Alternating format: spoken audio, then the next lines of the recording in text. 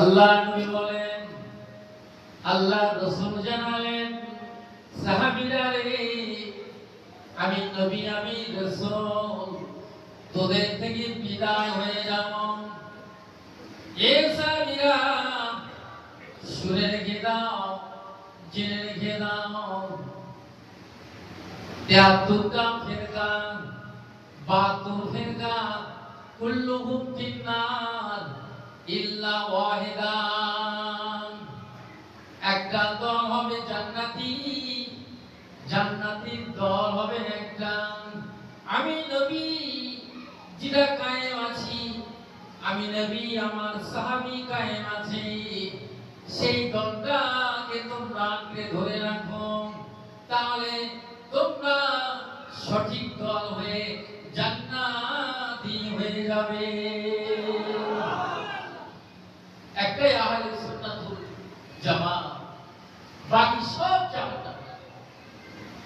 টুপি থাকবে, দাড়ি থাকবে, পাগড়ি থাকবে, সুন্নতি লেবাস সব থাকবে। বাবা আবু যায়েদের কি লেবাস ছিল না, পাগড়ি ছিল না, লম্বা লম্বা দাড়ি ছিল।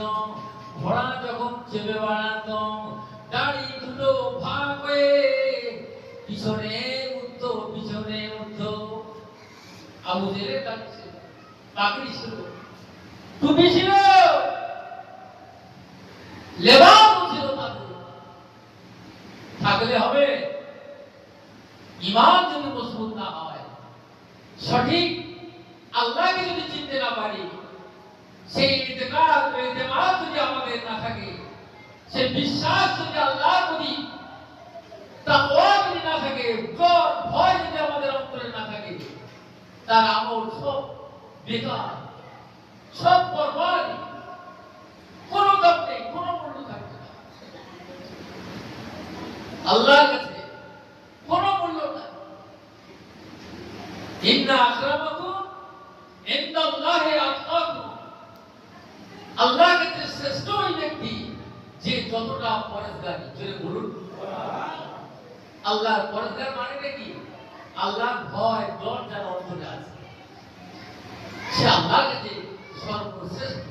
না তুমি বিল্ডিং, 10 তলার বিল্ডিং, তুমি সম্মানী না, তোমার 10টা বিবি আছে, 4টি বিবি আছে, গাড়ি বাড়ি আছে, সয় সম্পত্তির মালিক তুমি, তুমি প্রেসিডেন্ট, তুমি এমপি, তুমি মিনিস্টার, তুমি এমএলএ। আল্লাহ বলছে আমি দেখব আমার হুকুম টাকা লাগে, আমার ভয়, আমার ডর কে কতটা বেশি করে। ইন্নামা ইয়াখশাল্লাহা মিন ইবাদিহিল উলামা। দুনিয়ার বুকে, পৃথিবীর জমিনেতে যদি কেউ ভয় করে আল্লাহকে, আল্লাহকে যদি কেউ ভয় করে, তো আলেম সম্প্রদায়, একমাত্র উলামায়ে হাক্কানি, আল্লাহর হাক্কানি আলেমগণ আল্লাহকে বেশি ভয় করে।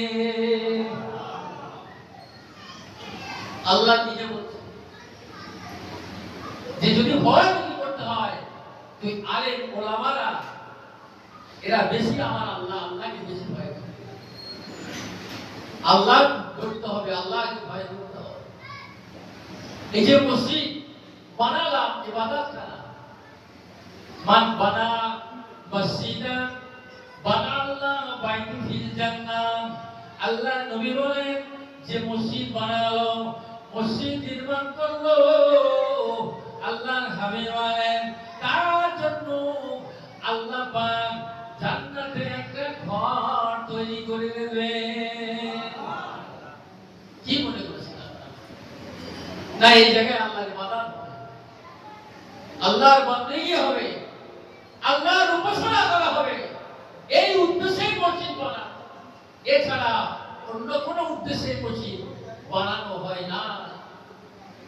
মসজিদ আছে, আযান হয়ে গেল, আযানের সাথে সাথে মসজিদে চলে আসতে হবে। বাবা মসজিদ বানানো ভালো, কিন্তু দায়িত্বটা আপনাদের বেশি।